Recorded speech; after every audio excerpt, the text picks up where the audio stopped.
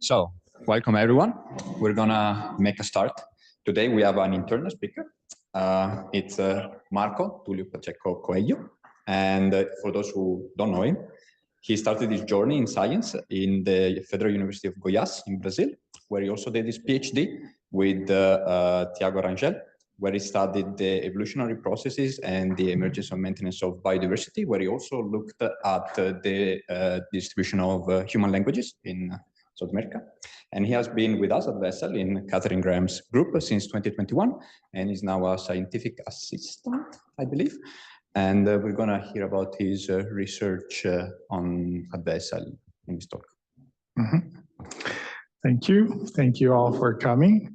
So today I'm going to show you part of the research that I've been developing here at the Institute over the past years, which could be summarized as a climate perspective on global diversity patterns. So a very frequently asked question in biogeography is, why do we see so many species in certain places than others? Or why do we see so many species in certain climatic conditions than others?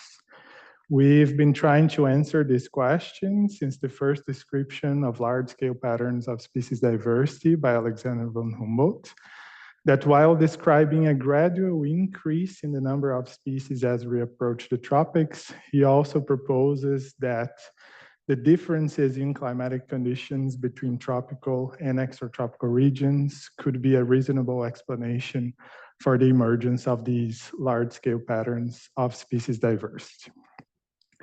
Indeed, if we look to the current literature, we will frequently see that the diversity of species is usually associated to temperature, precipitation, and resulting ecosystem productivity. And there are numerous causal pathways linking climate variables to species diversity. But something that we usually don't take into consideration when we think about climate-species relationship is related to how climate is distributed on the surface of the planet. So as a very simple example, let's think on two distinct climatic conditions, one occurring in the tropics and one occurring in the far north and far south of the world. If we have different climate types, two or more, we could start thinking about their prevalence on the surface of the planet. So some climate conditions are just more common than others. And at the same time, we could also think about the spatial disposition of these climatic conditions. Some climate conditions are restricted to a single continent of the world. Some are spread across several continents. And this distance among occurrence of the same climate could have an impact on the number of species that occupy these climate conditions.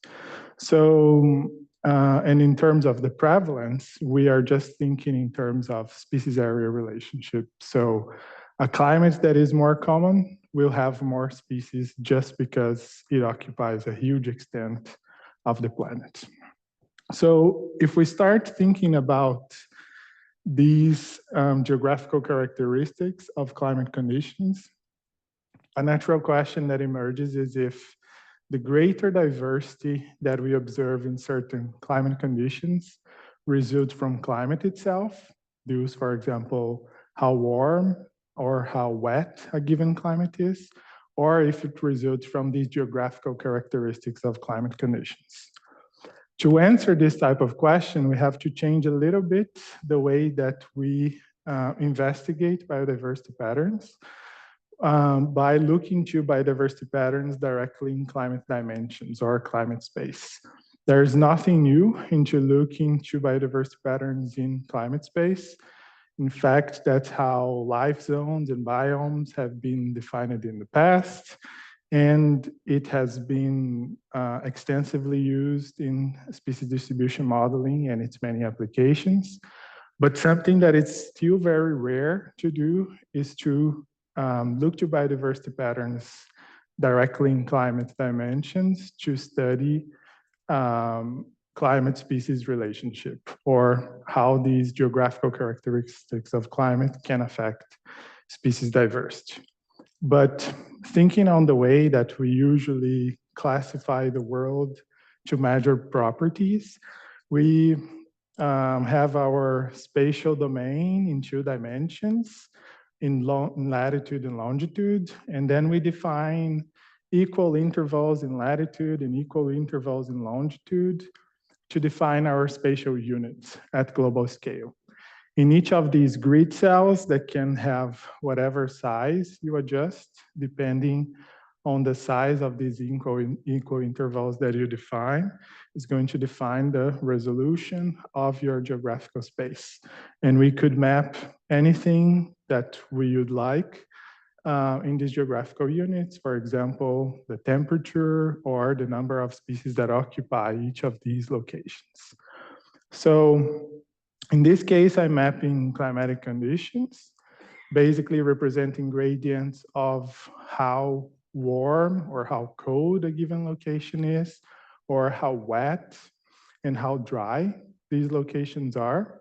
And I can put this information also in a 2-dimensional Cartesian plot, in which each one of those points, the blue points, represents a given location in the world.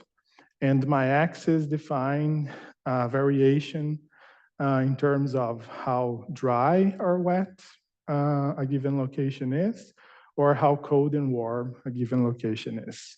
In the same way that we define our grid cells in geographical space, I can also define equal intervals in this climate axis and have my units of climate, or my climate bins, climate cell. In the same way we do in geographical space, we can define how fine is going to be our description of climate, or how coarse it's going to be.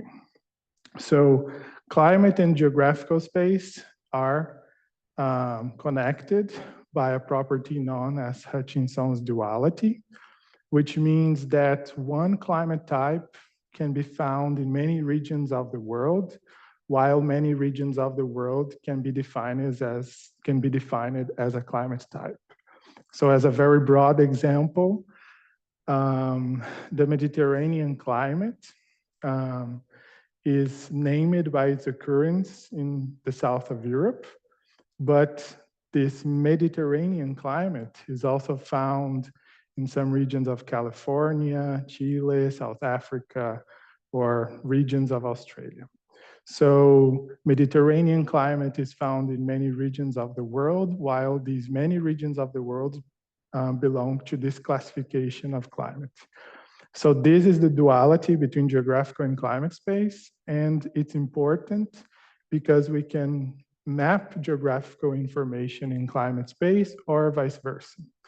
So for example, here I have the distributional range of the jaguar, and these are the climate types that the jaguar occurs.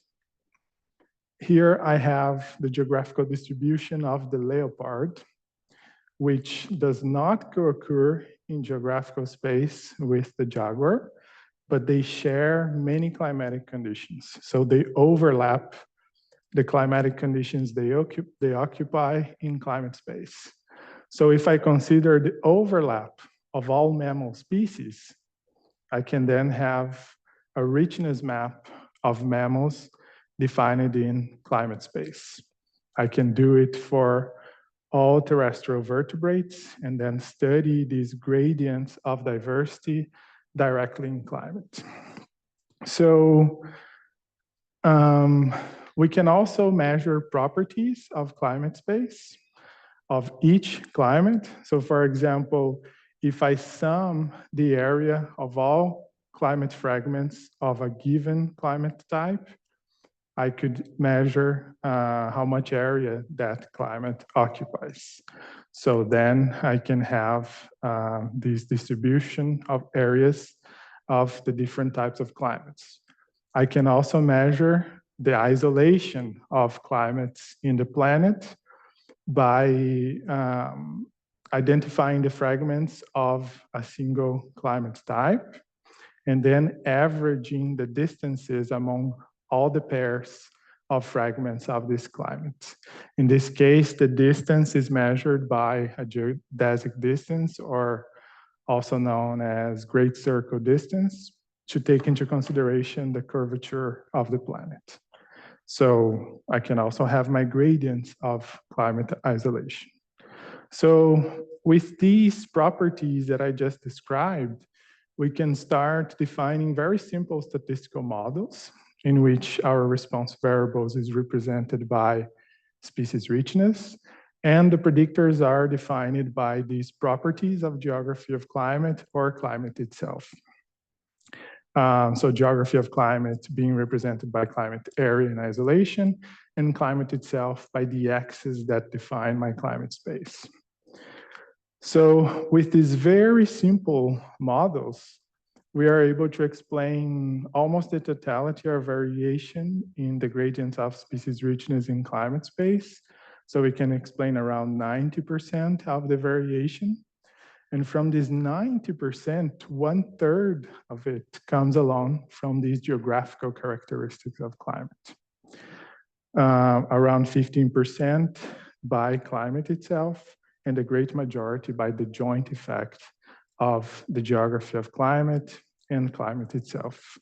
So overall, species richness increase with climate area. So larger climates will have more species.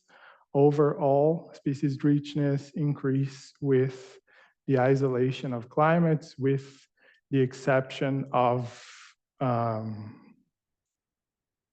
these very extremely isolated climates on the world, probably occurring at opposite poles. Same pattern.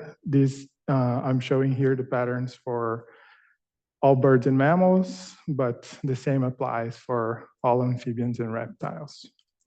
So similarly also to what is found in studies using biomes, when biomes are distributed across different continents, so there's more isolation, it's observed that there is more taxonomical turnover or phylogenetic turnover. So the composition of species change in biomes that are spread in different continents of the world.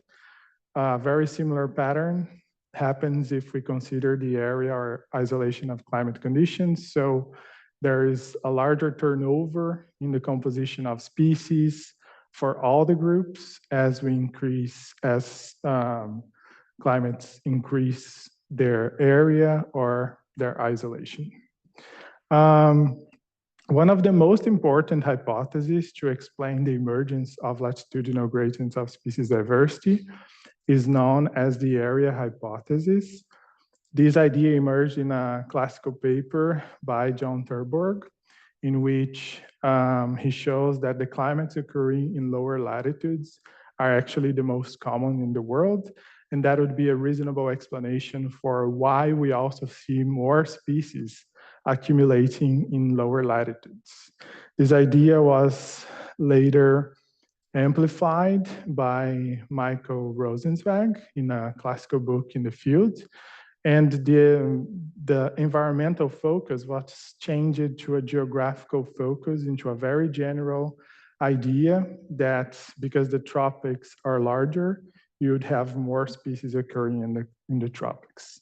So out of curiosity, I also started looking to the patterns of climate isolation. So one pattern is that larger climates are usually more fragmented across space, and the relationship is very strong. Another pattern is that if I plot the climate isolation across latitudinal bands, what I see is that there's a lot of variation in climate isolation in tropical regions. And this variation progressively decreases as we move towards the poles. So overall, the climates occurring in the tropics are more isolated than the ones occurring in higher latitudes.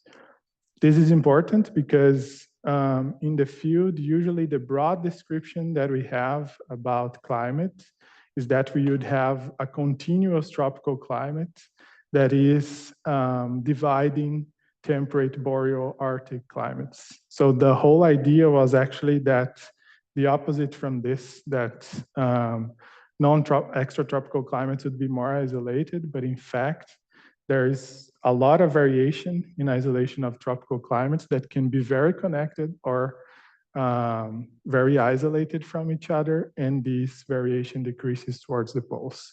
So this classical hypothesis should be then revisited and revised, because it's not only about the size of tropical climates, but also how fragmented, how scattered it is across the world. But so far, I focused more in these geographical characteristics of climate. But what do I mean exactly by climate itself? So what is climate itself? Well, the effect of climate itself is known in ecological literature as the species-energy relationships that proposes how the availability of energy in a given environment is going to affect the number of species occupying those locations. So the idea behind the effect of temperature on species richness is related to the idea that solar radiation or the temperature of a given environment is going to affect metabolic rates and increase the speed of life. So evolution is faster where it's warm. But temperature and precipitation define the resulting ecosystem productivity.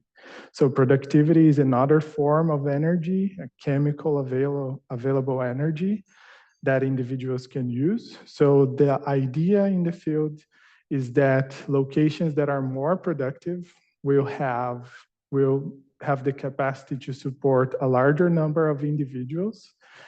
These individuals can be spread in larger populations, and then larger populations over long periods of time will have less chance of being extinct, and then you'd have more accumulation of species in productive regions. Well, even though the idea is very elegant, that species accumulate with more available energy, what we see in the literature actually is that there is a lot of variation in the relationships between energy and species diversity. So species can have a strong and positive association with temperature or productivity, a strong and negative relationship with temperature, for example, and can have no effect at all. Or the relationships can be even non-linear. So some groups, they peak their diversity in intermediate levels of productivity instead of high productivity. If we look to the effect of these different variables on the diversity of different groups, we also see that they vary a lot across space. So the different colors here represent the effect of different variables on diversity, and the fact that you don't see a single color in this map means that each one of these energy-related factors can be more important or not, depending on the region that you are looking. But there are many other processes that could actually affect the association between species and energy availability in geographical space.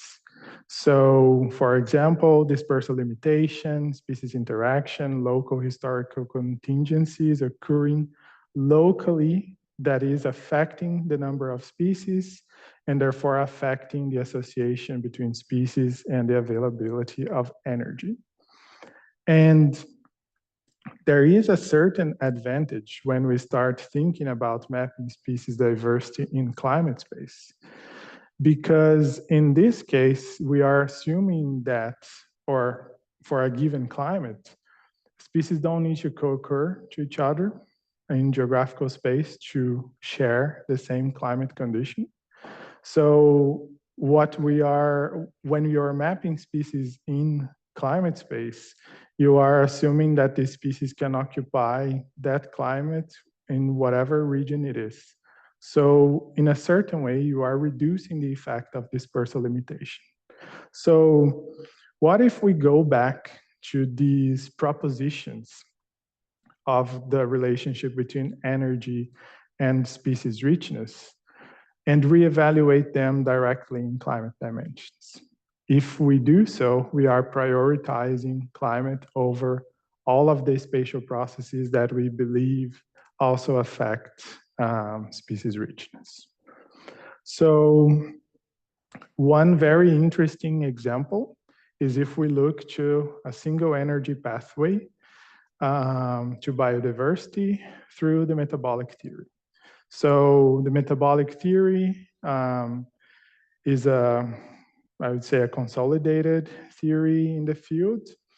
And it's going to explore, it explores how solar radiation accelerates the speed of life.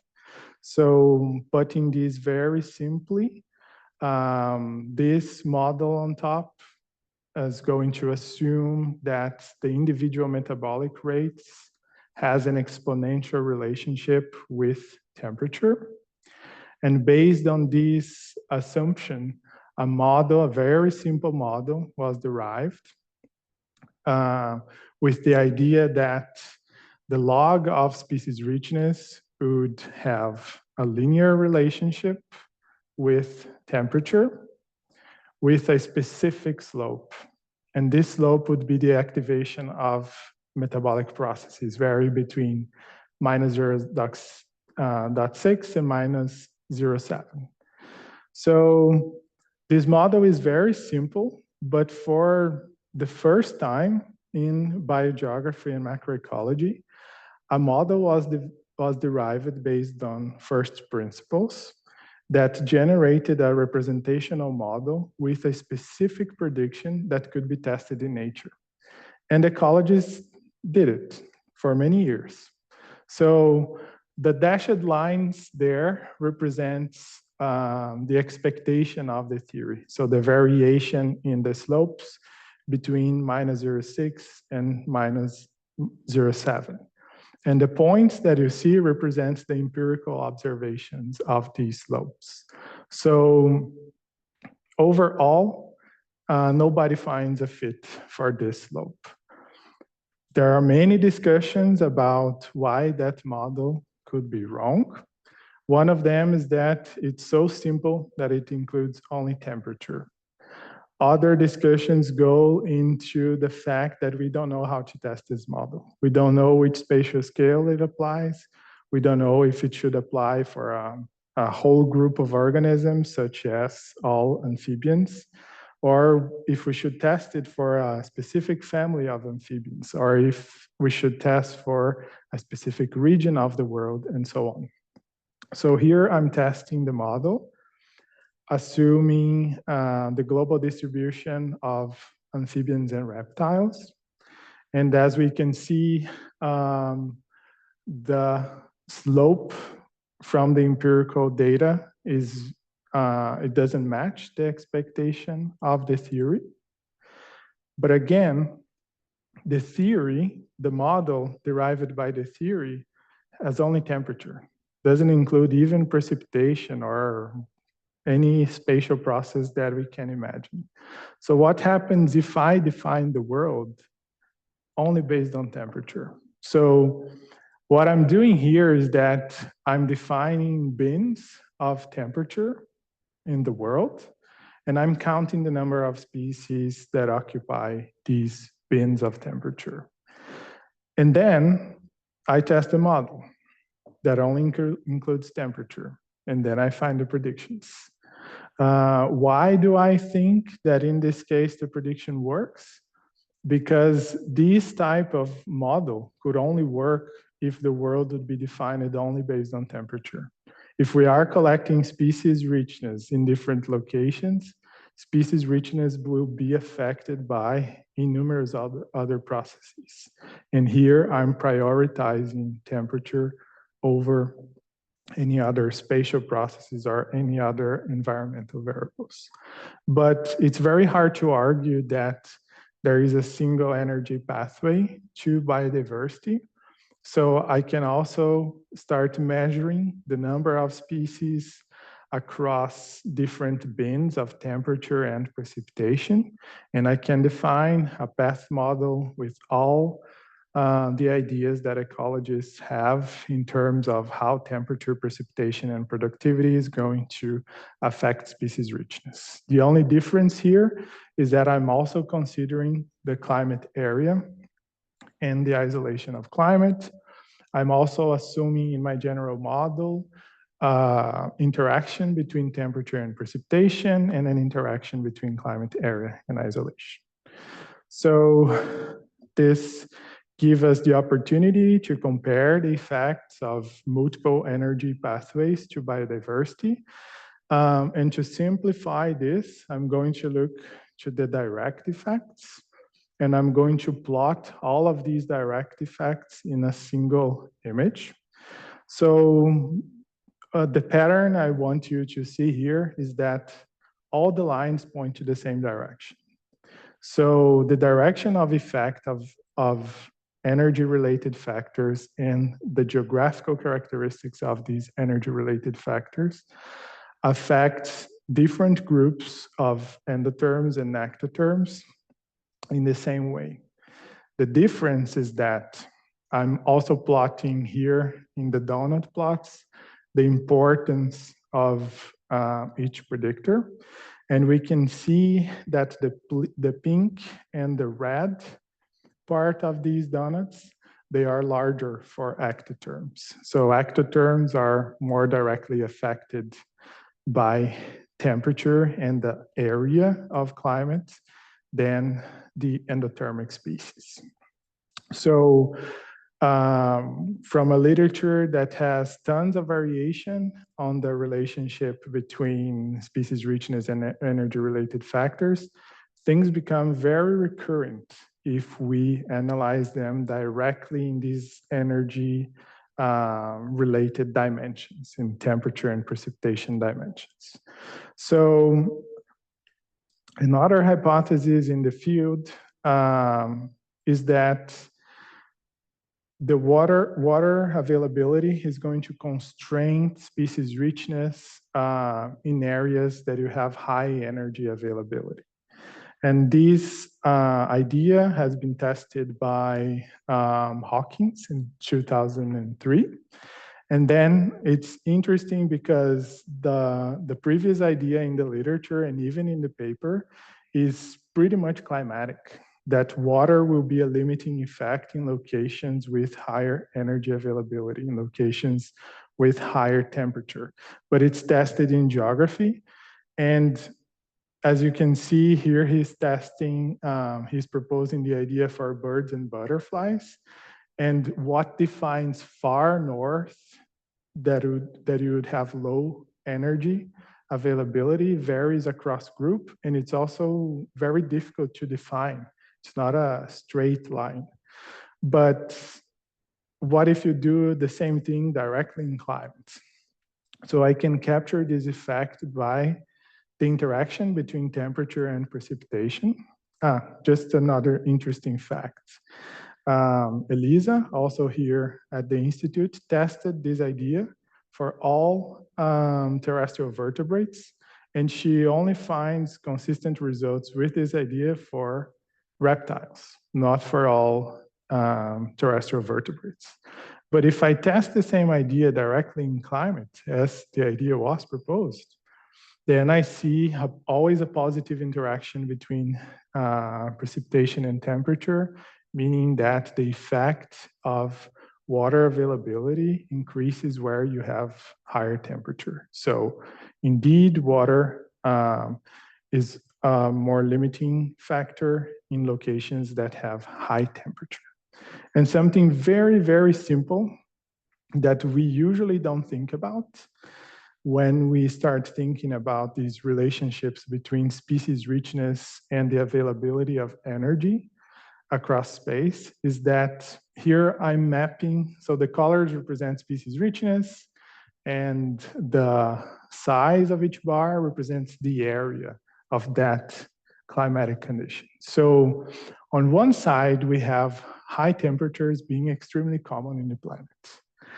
But on the other side, we have high precipitations and high productivity being very rare on the surface of the planet.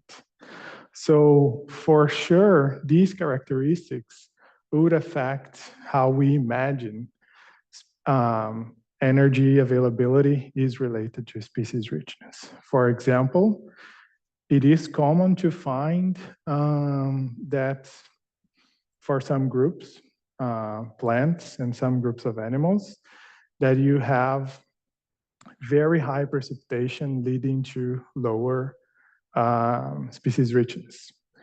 There are many things discussed in this type of literature that this could be because higher competitives are selected, and then you would have only species that are super competitive in these locations with a lot of availability of water. There are also physiological propositions, but if we think just in the fact that high precipitation or high productivity is a rare condition, it could be also that there's not a lot of species accumulating in these locations because these locations are very rare on the surface of the planet. So there's not a lot of space to accumulate tons of species.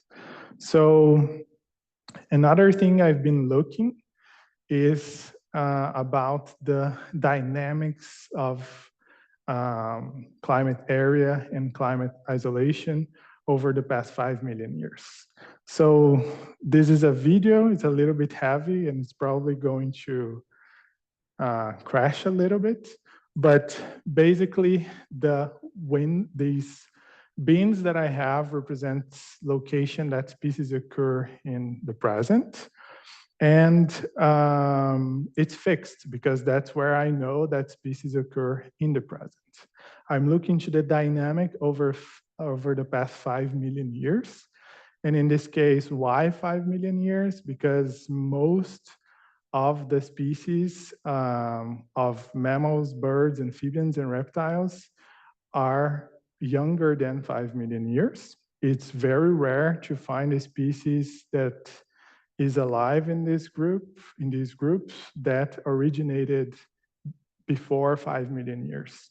So because of how climate is changing within these climate classifications, I can then go to these temporal series of areas and temporal series of isolation of climate and start measuring their dynamics over time. So I could simply average the area of a given climate across 5 million years.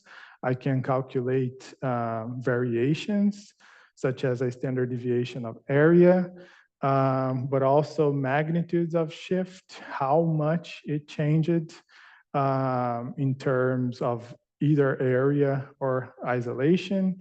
These changes could be in log scale, so you don't give too much importance to huge changes would not have a huge impact on how you are calculating. But the thing is that basically any measure of change in area that I have is correlated to the area that we see in the present.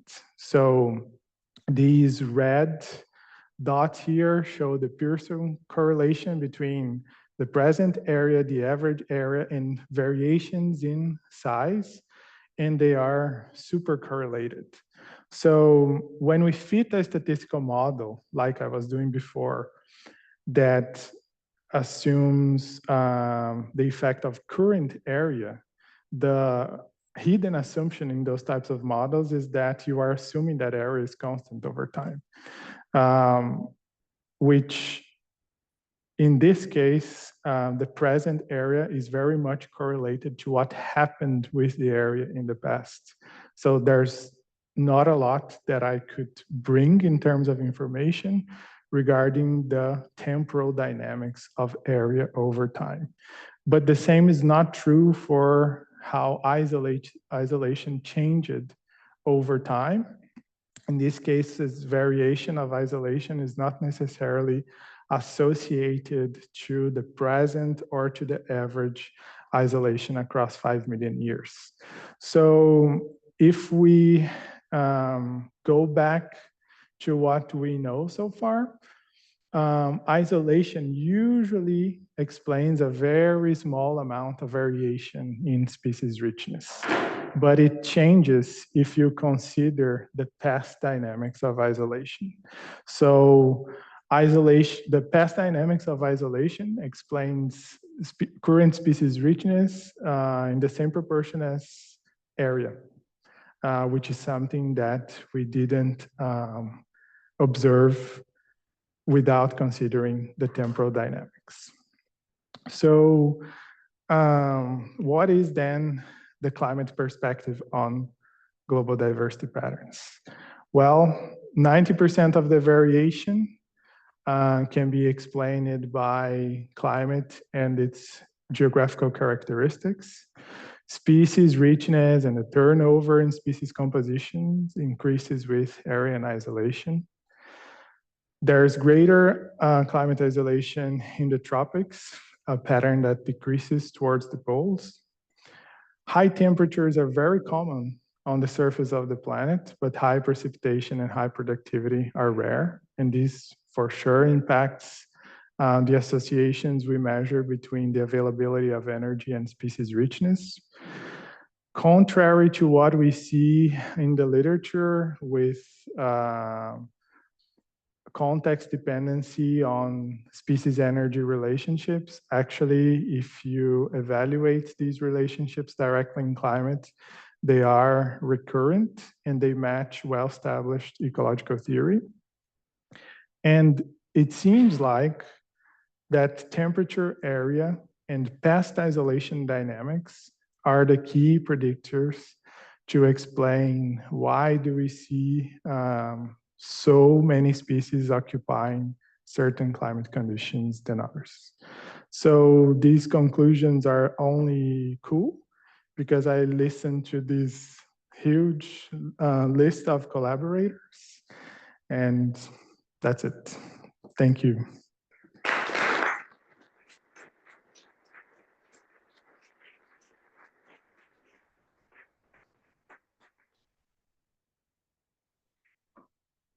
The floor is open for questions.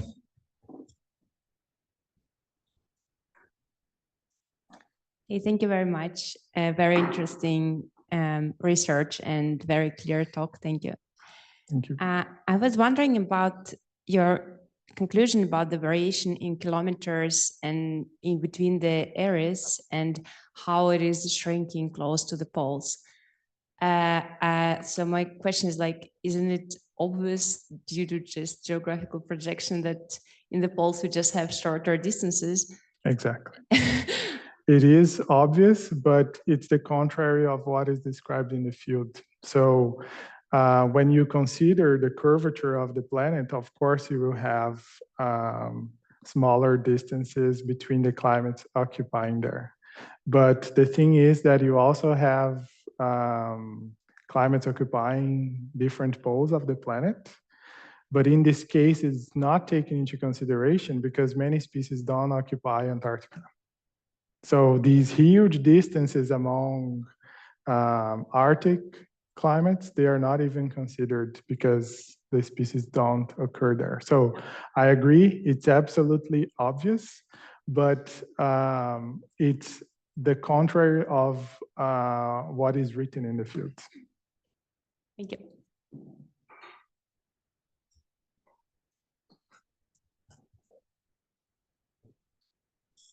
Thank you very much. Great talk. I was wondering if I understood it correctly with the correlations, one of your last slides. Mm-hmm. You have the climate area that is strongly correlated, the one before, with the magnitude shifts areas. So the larger the area, the larger it shifts? Or how do you interpret this correlation? The larger the area, usually the larger, I didn't plot, but it seems like, yes, there is larger magnitude in shifts. So it means that this area, the large area, used to be something else. It used to be something else, but the problem is that statistically, that's the same thing as using the current area. So you could have a mechanistic argument that the magnitude of change would also affect how many species accumulate in those locations. But this is already captured by how big a given climate is. Okay. So we kind of like, the problem there is actually that if you have a model that already explains 90% of the variation, whatever factor you can imagine has a huge probability of being correlated to the ones that you already have. So the changes in this model is pretty much more philosophical in terms of what you believe is the mechanism than actually statistical. But this is a pattern for sure to be described. Okay. And just related to this 90% explanation, in those models you have fourfold interactions between your factors, right? And so in your structural equation models, did you include also fourfold interaction to try to see if there's? I only have the interactions in the structural equation. In the previous one that I show you, the bars, in the very first one, that model doesn't have any interaction. That was the first study I did so far. This one. So here I have no interactions. I started adding the interactions because of the mechanisms that could be associated to these interactions in the path.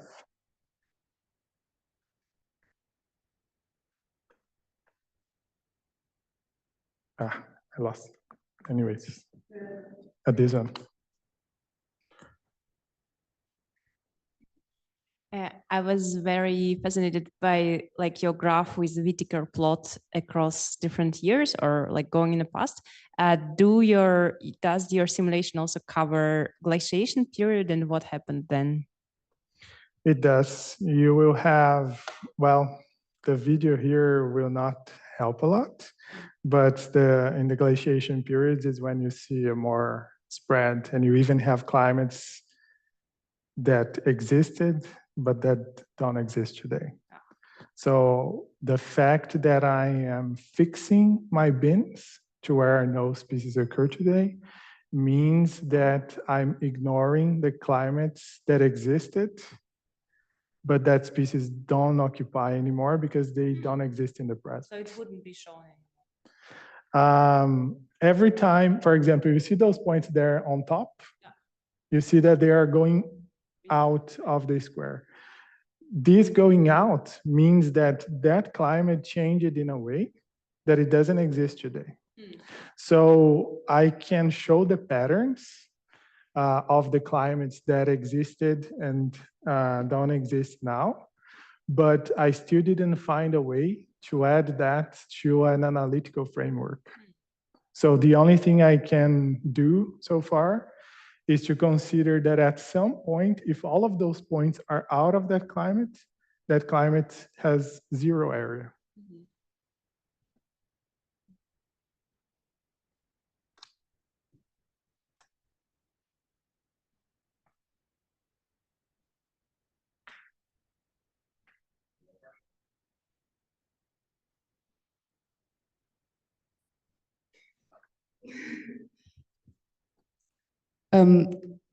I was wondering with the metabolic theory, if it's a really cool way of putting this. It's really nice to see. Have you considered including other things? I mean, there are other things that can be included also in this metabolic theory of ecology. For instance, enrichment, or not enrichment, but nutrients, or you can have like a resource variable as well that is included, and keeping this very simple, but having a few more.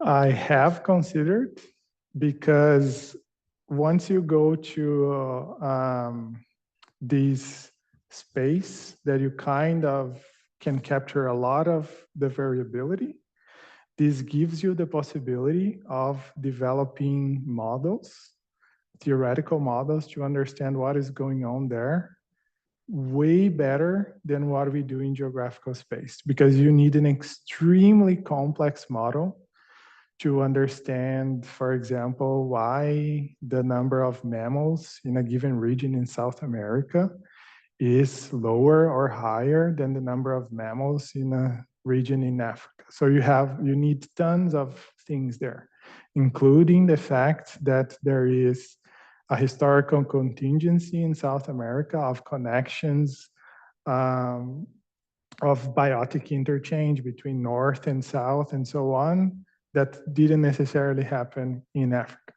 So yes, I've been thinking on developing very simple models, but I'm still not there. But the only interesting thing that I forgot to tell is that the metabolic theory applies very well for ectotherms, because their metabolism is indeed directly affected by environmental temperature, contrary to the endotherms that can regulate the temperature of their bodies. But even in this model here, that has all of the effects, so here all the variables are standardized so that I can compare the slopes. But if I fit the same model in which I have the original scales of the variables, and I do the transformations of the metabolic theory in this model, even controlling for precipitation, productivity, the area of these temperature and precipitation climates, you still get the specific slopes for the ectotherms. So there is something there. I don't know exactly what, but there is a very simple model there. In the field, there is one of the first energy papers that started with the idea of energy hypothesis. It's a development of the species area relationship. So at that point in time in ecology, we were very happy with species area relationships. But then the ecologists started describing that species should not only accumulate with area, but also with energy. So there is this classical paper of Wright that he changes the species area relationship model to add resources. So it's the larger the area is, but also the amount of resources it has. And I think we kind of go back to this thing, because it's not only about the energy of an environment, but also how common that energetic availability exists in the world. So I think we go back to these very simple models of modifications of species area and species temperature relationships.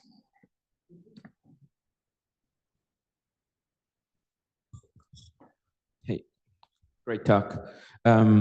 You have an impressive amount of species distribution data, but yet you still miss a lot of species. What are your biases in the data you have? Generalist species, large species? And yeah, do you think anything would change if you had the complete data? I think the patterns would still be more frequent than the things that we see in geography.